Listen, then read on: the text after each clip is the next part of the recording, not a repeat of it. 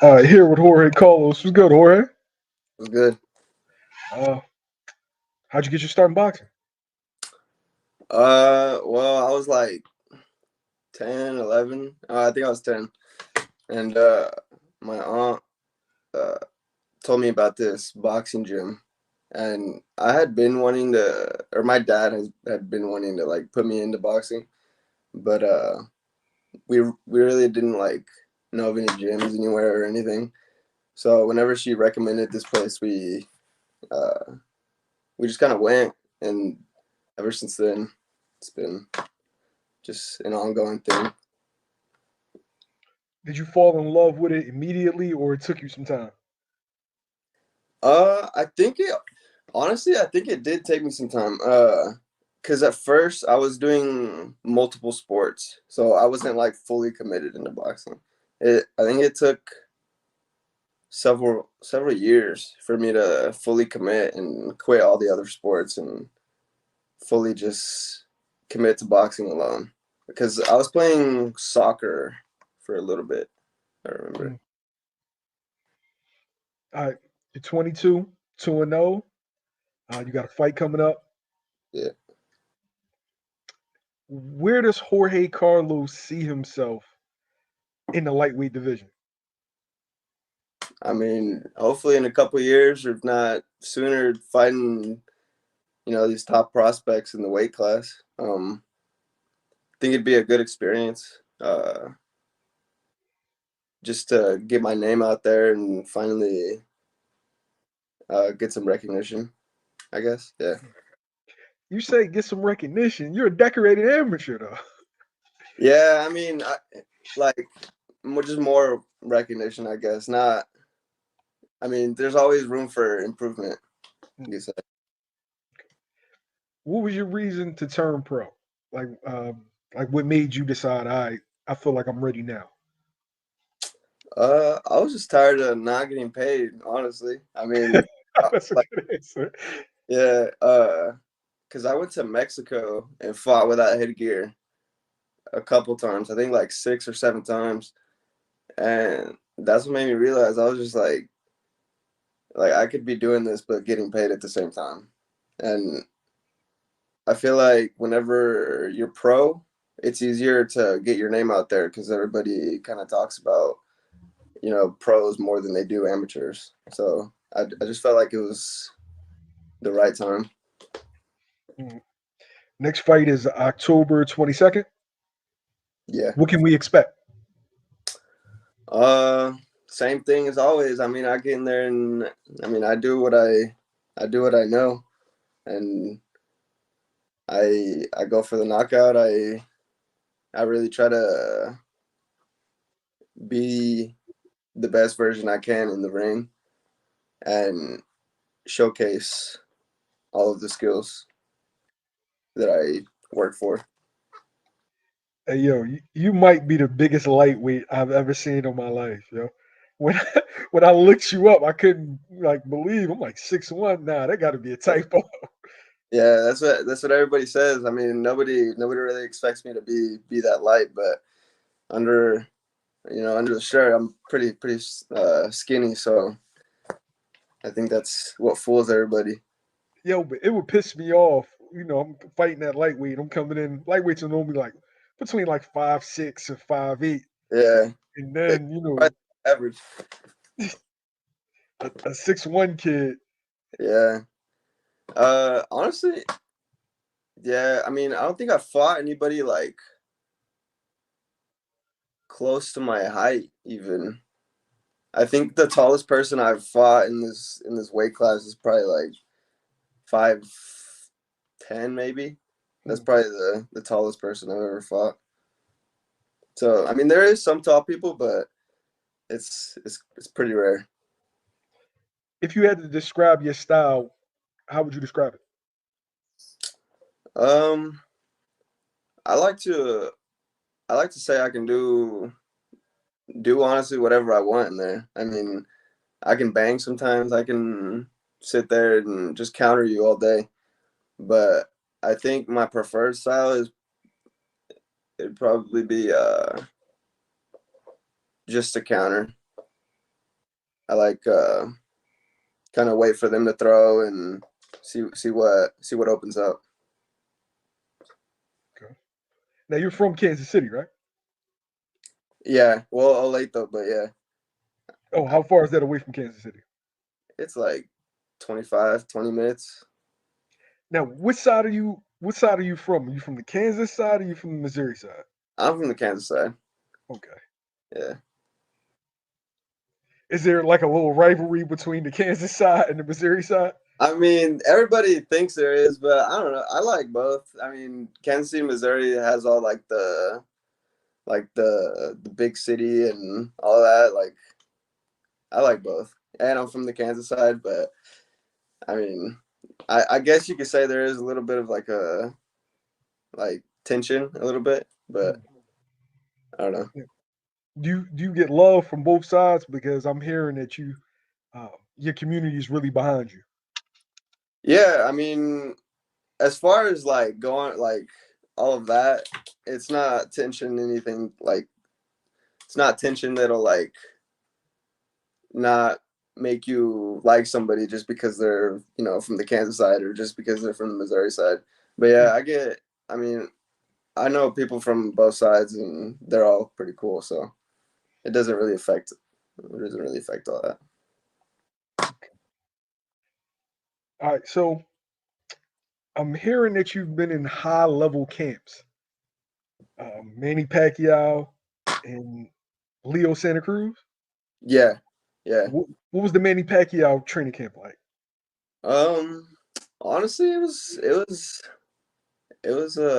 a good experience. I mean, just kind of seeing him in person is just kind of like, whoa, like he's like this dude's he's a real guy, and Mm, but I mean he's really humble. He has a community that backs him up. That community is insane because whenever we would go running, there would just be like rows of people just cheering him on, just to run. So mm. just seeing that is just it's pretty insane. So I mean, it was a good experience just to see all of it and see like how he trains and really what it takes. What fight was that? His fight, Yeah. What fight was you? that was it Errol Spence? I think it was yeah, I think it was Errol Spence. It was Earl Spence and what turned out to end up being Ugas. Yeah, yeah. Okay. Okay, that's what it was for. Because I remember I went there for Errol Spence, and then it ended up yeah, that's right. Yo, that says a lot that they brought you into camp for Earl Spence for the Earl Spence Yeah, fight. yeah. And I was kind of like in between like the beginning of camp toward I was more towards like the middle and Mm, of his camp. So like towards the middle, there weren't like a lot of people to like that would. I mean, there was still a lot, but like not as much as there was towards the end of the camp. Like that would show up to his running and all that.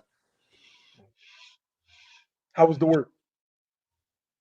I mean, it was good. I mean, it's Pacquiao. I mean, you can't really expect anything less than great. Now, even at 40 years old, still lightning fast, still powerful. Oh yeah, he was running up there like he was a teenager.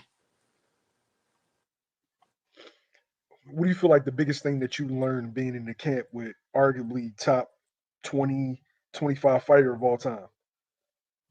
Honestly, just seeing what it takes to become great. Uh, I feel like he showed a lot of that, and um, yeah, just I mean, really what it takes and what you have to give out in order to receive. A lot of times, guys your age, young, coming up in the amateurs, they end up sparring pros and they have like two takeaways. They realize that they belong and they realize there's certain things that they need to work on. what is the thing that you realize that you need to work on while sparring Manny Pacquiao? Um, Honestly, just working harder and working on a little bit of speed because I mean like he's pretty fast, so Hmm, uh, just speed and just working harder. I mean, his worth ethic is just insane. So I think that was one of my main takeaways from being in camp with him. okay. Now you were in camp with Leo Santa Cruz as well, right? Yeah, but like it was part of it. It wasn't. I didn't get to spar him or anything, but yeah. But What's, he was. I forgot who he was getting ready for. I think it's because he needed somebody smaller because he was getting ready to fight Tank actually, so he oh needed shit. a little bit shorter. Being in the professional camps, what's the biggest difference from an amateur camp and a professional camp? The high intensity, uh, and just more work in general. For amateurs, it's just 3 rounds, so you're not really training for like a whole lot, but um, getting to see like them train for their 12 rounds and uh, getting to see that firsthand is just um, it's just more work and a lot of high intensity workouts, a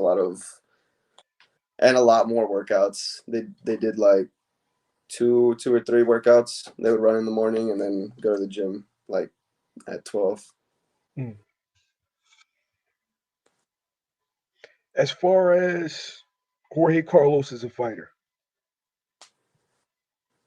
do you think right now you are ready for, I'm not going to say world level, but to compete with contenders? I'm sorry.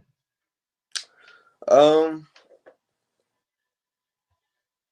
yeah, skill wise, yeah, but I think I just need more ring time. I think that's what they have on me. I don't have a lot of ring time compared to all these other guys. Mm. Um, but that just comes with time. Uh, eventually I'll have a little bit more experience in the ring, especially as a pro, because it's a lot different than being in the ring as an amateur. Um, so yeah, just yes, but yeah, skill wise, but I just need more ring time. How many amateur fights do you have? I have like 170, around 170. I lost count, so Shit, that's a good amount. yeah, That's a good amount. yeah. I lost count when I was like a teenager, so I was around like 60 or 70 fights before I stopped counting. Before you just said forget it, man. Yeah, I'm just like it's not even worth it. Okay, so now that you have two fights under your belt, what's the biggest difference from an amateur fight and a professional fight?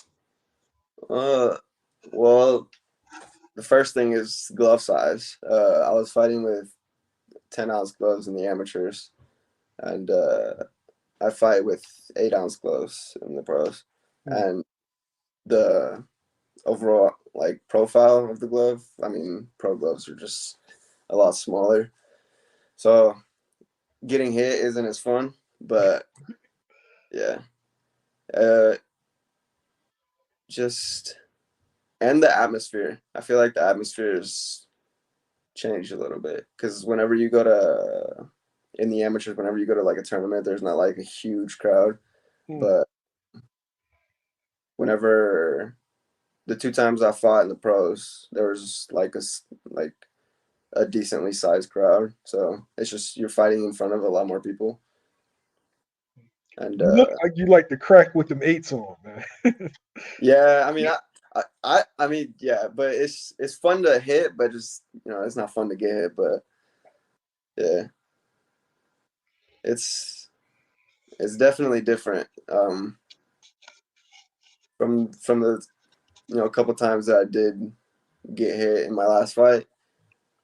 Uh, the guy didn't have a whole lot of power, but you could tell just like from the difference in the gloves that punches hurt a lot more than they did in the amateurs, and just the headgear too.